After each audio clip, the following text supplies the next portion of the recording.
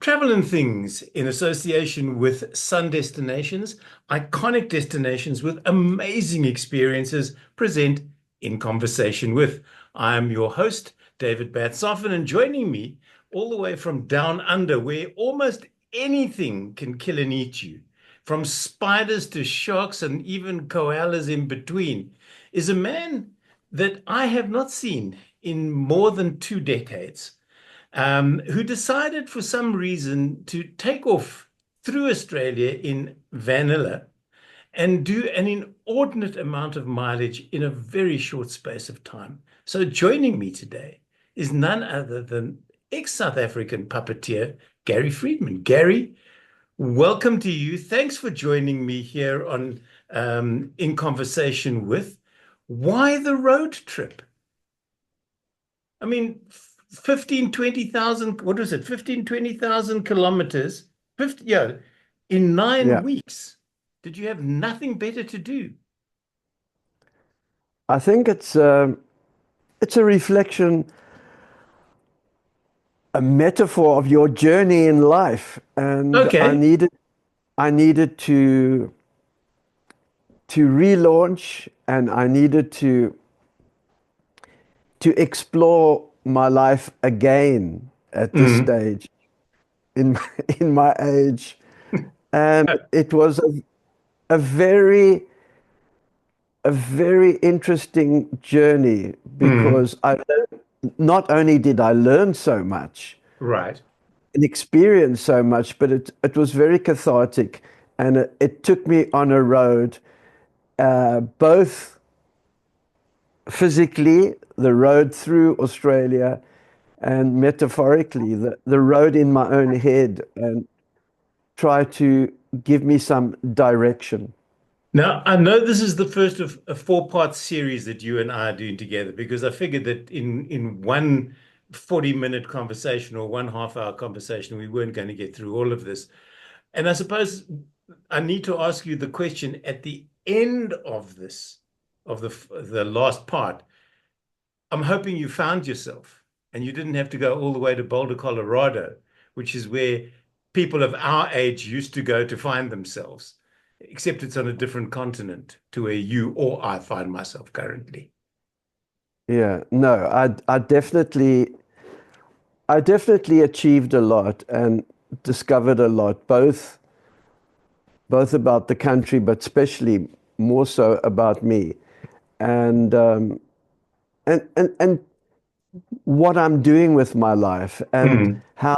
how the last few years have changed so much since that so-called pandemic, Yeah. which which we had, in which we were locked down here for 3 years, not being allowed out of our houses and not being allowed to drive further than 5 kilometers for Mm. any emergency or for anything whatsoever. Let alone It was, your state of mental health. Um, yeah. Given the current, I've just done 1,000 kilometers this past weekend on a road trip. And some of the roads that I traveled on, specifically down in the Free State, Marquardt to Clocolan springs to mind, were just potholes with bits of tar around them. And I think of late, every town in South Africa has become known as pothole because that's the sign you see even before you see the city sign, welcome to. It says potholes. Now it's enough. What did you find that the road surfaces in Australia were like where you were traveling? Well, most of the roads that I took Mm. in Van-Nilla, which is my beautiful van, Mm. most of them were bitumen, and Right. most of them were really good. Mm. Don't go to the farm yet. I haven't arrived yet. It's all right. Um, and but some of the towns do need some road work, do need some road replacing. And I tried as much as possible to stay off the four-wheel drive access roads, Mm. because as yet I do not have a four-wheel drive. My Van-Nilla can really go, but not Not four wheel. I wouldn't go off-road because in the last year I've been stuck 3 times. The last time the last time was on a friend's lawn, out in the country somewhere, because I wasn't expecting it to drive onto the lawn and then Yeah. go Sink. down.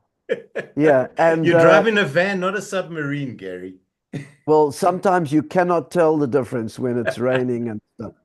But the RACV, or the roadside assistance, Mhm. just refused to help me twice, and I'd had enough, so I resigned. And I'm yet to find a more efficient roadside assistance to help me, because you do need that occasionally. Yeah. I I have all the tools and I have all the equipment to change parts Mhm. when necessary.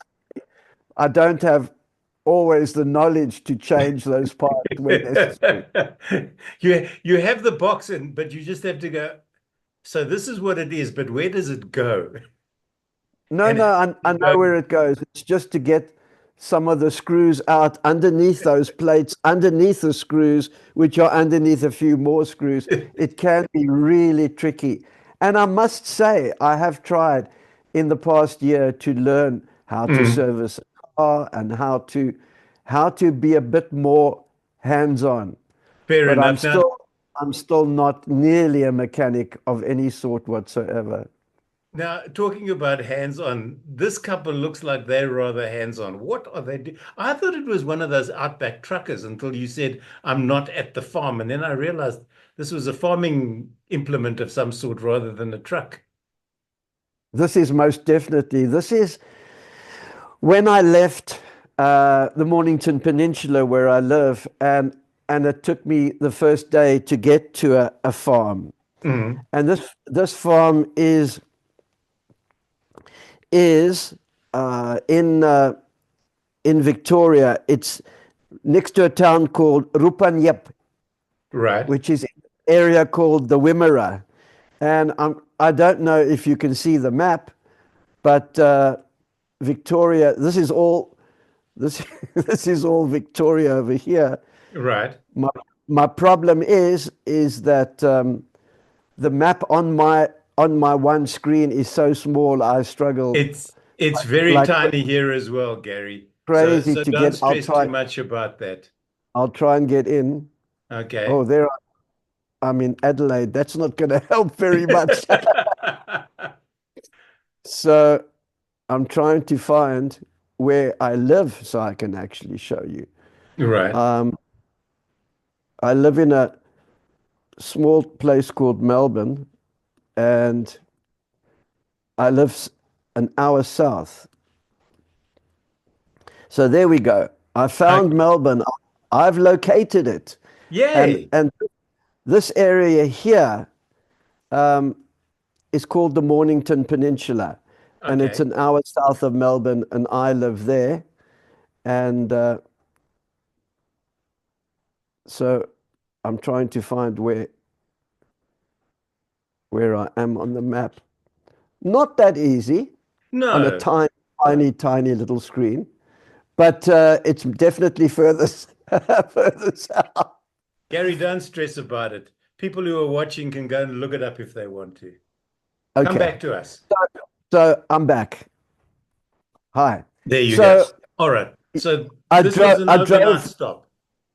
Well, I actually spent 2 days because they're very, very good friends of mine. Okay. They have a huge cattle farm, sheep farm in the Wimmera, Okay. which is a very beautiful area, and it's up north in Victoria. Mm. And so I spent a little bit of time with them. They've got some very cute animals who live with them, and Dave, who's the farmer, and his Mm. wife Kathy are always very, very good, kind people. In fact, I met them further along the trip as well. When I got to Port Augusta, they came up to see me. Okay. So that was the very beginning, and This and looks like then it could be South Africa, you know. a lot of them do. A lot Pras of them. Prasa has left rails behind. Daisies are there in Namaqualand, yet we're in Australia. Okay, so this is on the way to Sea Lake on the Calder Highway, Mm. which is 350 kilometers northwest of Melbourne. Right. And the time of the year, don't forget, I left on the first day of September. So Mm. it's kind of heading into spring. Yeah. What that means here is not much because in Victoria, well, in Melbourne, we only get summer officially on the 1st of December. It is Melbourne, you know. And we get winter officially on the 1st of January. Yeah. That might be exaggerating a wee No, bit, but I hear what you're saying. it's what Gary, happened. were you a disciplined driver? I mean, did you wake up at the same time every day? You said, okay, I have to do X number of kilometers today. Or did you just wake up when you wanted to, had something to eat, got into Van-Nilla and took off on your route and sort of dawdled along the way to take photographs and just enjoy the scenery? It depends. It depends very much where I was sleeping, Hmm. and what my surrounds were. So Right. some days when I was just camped on the side of the road, like you do, Hmm. then maybe I wouldn't really sit down and make breakfast in the morning. I would just go off until I found somewhere I could set up the table and chairs and the stuff. Hey, don't get to the river yet. That was the next stop, the Murray Well, River. I'm just watching the time because I know how many slides you sent me, and I want to get through all of them, Okay. or as many of So, them as I can. So so we'll skip having skipping said along. that, some nights I stayed in caravan parks. Mhm. But sometimes you just don't want to spend money all the time Yeah. because it can add up a lot. And you're already paying quite a fortune for the diesel, which I was filling up almost every single day, some days twice, in fact. What sort of mileage were you doing on a daily basis then? Well, I said to myself, I'm only going to drive 300 to 400 kilometers maximum. Mhm. But towards the end, I started driving a lot more. All right. Well, we'll On, we'll get on, to that in episode 4 because I know okay. I know the last part of the journey. So where was this? This is the banks of the Murray. And Oh, okay. if you look upstream, the Murray River is dividing New South Wales and Victoria. And if you look upstream over there, you'll see paddle streamers and houseboats, which are not Okay. on this picture. But Mhm. I spent 2 nights in this area, and it's very close to Mildura, and that's citrus country. It's Okay. really, really pretty. Millions of farms and pretty, but sleeping, um, parking the van on the Murray, and there were quite a few caravans and campers. It was very pleasant to wake up to this in the morning and I see should the imagine. boat, see the boats going past. Waving at you, And going, "Oh, look at that strange man living in a van." well, it's not that strange. It's becoming more and more common in Really? Australia. Yeah, You yeah, yeah. you know that sort of van life. I know that there was a movie made, a documentary made in America about older people, our age group, that have now taken to vans in America and go city to city looking for work. They form small communities, they spend time together, and it's become a way of life. Rather than just one person, you get to a park, like a outside a caravan park or an open piece of ground, and there may be 15 or 20 vehicles parked there, half of who know each other. Well, that's exactly the same as what goes on here. Really. It's Did called, you know it's that? called, Yeah. I belong to a group called Not So Grey Nomads on Okay. Facebook. And so And you knew that there was a possibility of bumping into people while you were out on this trip. You weren't going to be totally alone. No, I would be visiting friends along the Yeah. way, But I and I mean, would be people that you didn't know, not necessarily friends, oh, but every a similar day, situation to you that had woken up every and day. gone, right, let's just get out and go and see what's going on. Every day you're meeting new people, and most of them are very friendly and really good people. Mm, And you have an exchange with them, yeah, and even if you're lucky, you make a few friends along the way. And I must say, in the last year, I've made a few good friends that's who I've even wonderful. stayed with. I've That's even wonderful. gone to stay with afterwards. This particular picture reminds me of so much of Oudtshoorn for some reason. This building looks very much, pardon me, that sort of Oudtshoorn architecture, but this Okay, is well, this obviously not. no, I didn't make that detour. It's the Mildura Art Center, and there's a theater and a Mm. restaurant and tourist information all inside those two buildings. But it was such a gorgeous day, I had to get some pictures of it.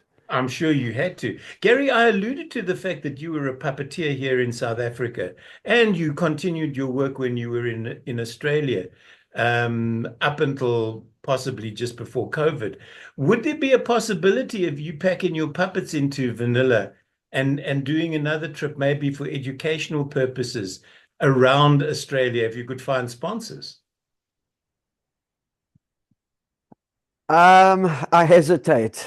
Okay, Sponsors in Australia are almost impossible. I've really? never really had that happen. But but doing workshops and teaching is probably more like a possibility. Okay, I gave up performing a while back, but I still have been teaching online during the pandemic. okay. Uh, Not so much puppetry, but more stop motion animation, which I've got into lately. Mhm. So that's film in short Yeah. bursts. Now, talking about short bursts, these things hop around in short bursts, but they're more dangerous than they actually look. As I Well, said in the opening, almost anything with fur and teeth in Australia, and in fact, even with scales and just fangs, will eat and bite you and try and kill you for no apparent reason. how on earth would you know? It's such a friendly country. You can't say things like that. Not your animals. I think you've got 9 of the 10 most deadly spiders in the world, 8 of the 10 most deadly snakes in the world, even Yeah. koalas that look so cute will rip your face off They're given how. not, no, they're not drop bears. They're not. Um, I was camping on the river you just saw, the Murray.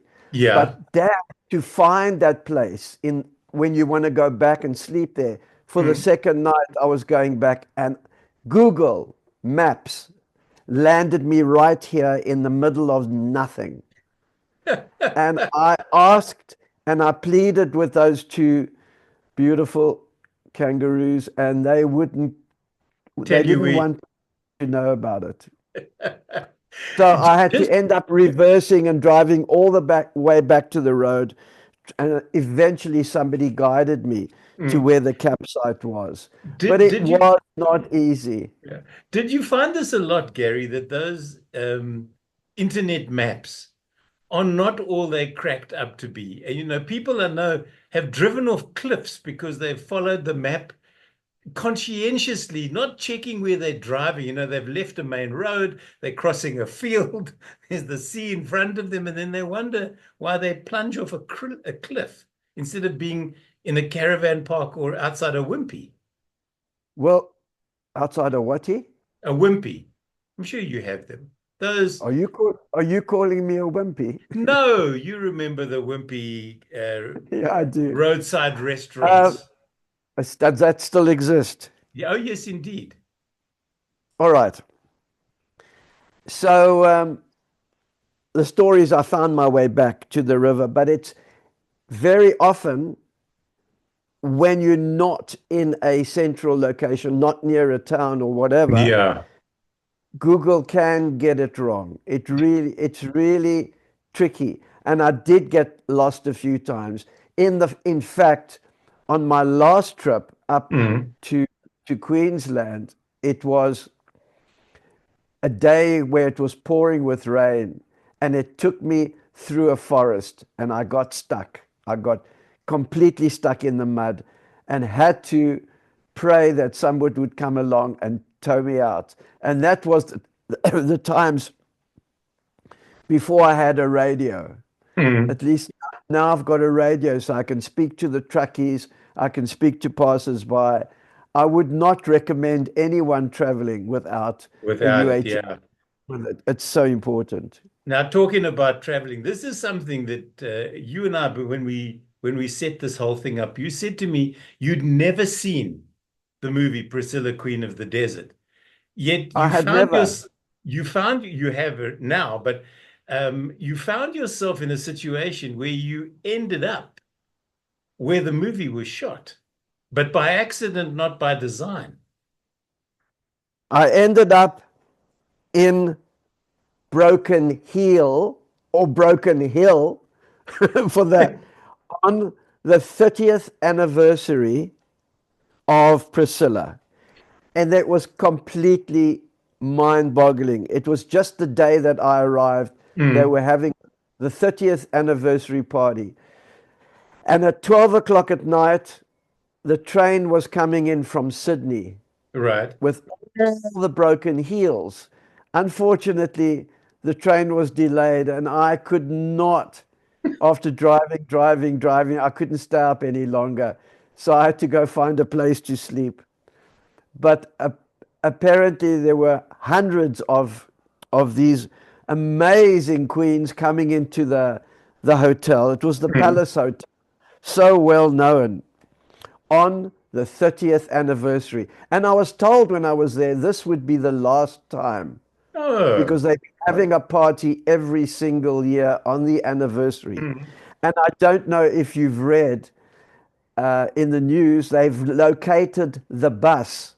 The original bus was found on a farm in South Australia, Right. and they're going to redo it. And That is so cool. It really and truly is. Because I mean, this movie was groundbreaking, specifically for Australia and what the outback represents. I mean, they'd yes, never seen men in dresses or guys in yeah, drag. Yet, exactly, you know, exactly. if you think, I mean, Terence Stamp is the epitome of butch. Yet there he is standing on top of the bus Yeah, looking for all intents and purposes like the bow of the Titanic just before it sank. yes, exactly. But 30 years of a movie, if you think back, Rocky Horror, all of those are from the same era. So all those movies are coming up for major anniversaries now. Well, this But now, one's just who had is this? major. For the life of me, Okay, figure out who she was. okay, okay. She was the butch woman in the film, the short black-haired woman Yeah, who okay. who who took the gay guys on in the Palace Hotel. And I never knew who she was because she wouldn't even tell me. But having said that, I discovered very quickly as soon as I saw the movie and thought, Mm. oh my gosh, I had my hands on her. So if your road trip taught you nothing at all or gave you nothing else, it gave you Priscilla, Queen of the Desert. Yeah. All right, so this is not quite you have an eye similar to mine when it comes to photography, and I must compliment you on the images, and I'm looking forward to the rest of the four-parter that we're doing. Um, I take it if something caught your attention, you just stopped and took a photograph. Yeah, that's quite correct. But I also wanted to get a feeling of the Mm, huge, desolate landscape.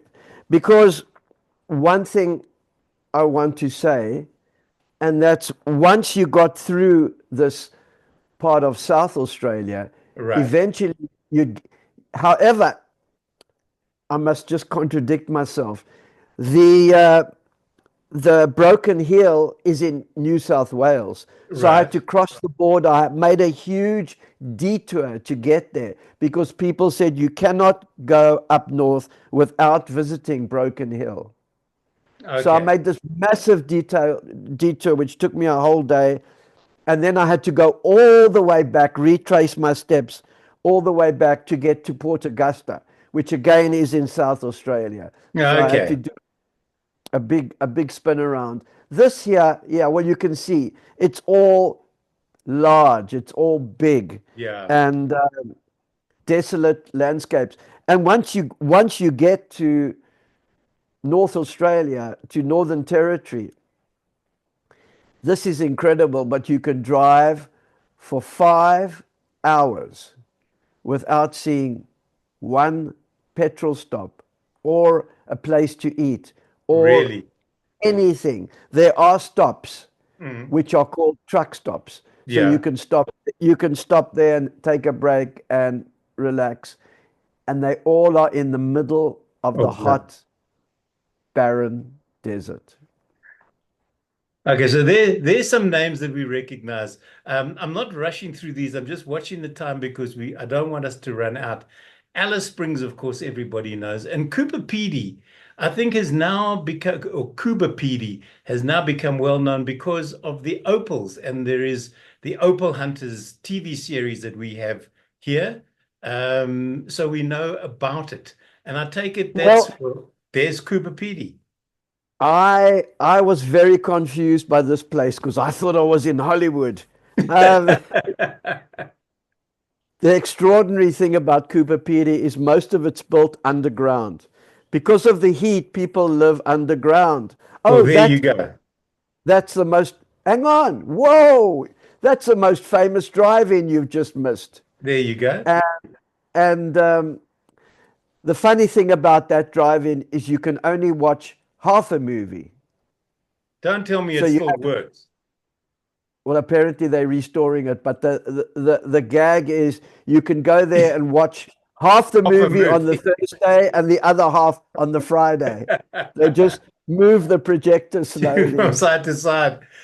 And And this this I is think is an underground chapel of some sort. an underground church in Cooper Pedy. Mm. Now, a lot of the houses are built underground Because of the because of heat. the heat, because of the space, because of the hojos. Mm. You, it's completely a desert surround. The most famous thing about Cooper Pedy, it's where they do opal mining, Yeah. and it's 846 kilometers north of Adelaide. So it just gives you an idea of how far we've come already. We Yeah. haven't we haven't quite got to the Northern Territory yet Fair because enough. that's halfway through. But this was an extremely long adventure, but as exciting as you can make it. Well, thank you so much because this is part one, as I said, part one of a four-parter that I'll be doing with Gary. And he will take us, we've done the beginnings, and he'll take us through other bits and pieces that he saw along the way. Um, I've everything from I don't know. We've done opal mining. Were you allowed, just quickly, were you allowed to mine there at all? I mean, can you sort of go out and scrabble in the dust to see if you can find anything? You need a license, and Okay. it's not that expensive, and Okay. you need to actually stake your claim. So you need Yeah. to put 4 pillars in, just like they used to do in the old gold mining days in Right. Johannesburg or diamond mining days, Yeah. and then you've got that piece of ground for a certain amount of time. But then you've got to get underground, and most of the stuff's hidden deep in the ground. Yeah. So it wasn't something that a It puppeteer wasn't would. something I was going to do in Van-Nilla, no. Gary, it's been an absolute pleasure. Thank you so much for part one. I'm looking forward to part three, four, and two, three, and four. And we'll pick those up. We'll pick that up again next I'll, week. I'll give you a clue that part two is going to start taking us into the Northern Territory. That sounds interesting. My guest currently for the next 4 weeks here on In Conversation with Gary Friedman, ex-South African puppeteer, now living in Australia. This is first of a four-part series. Gary, thanks once again for joining me on In Conversation with. Thank you.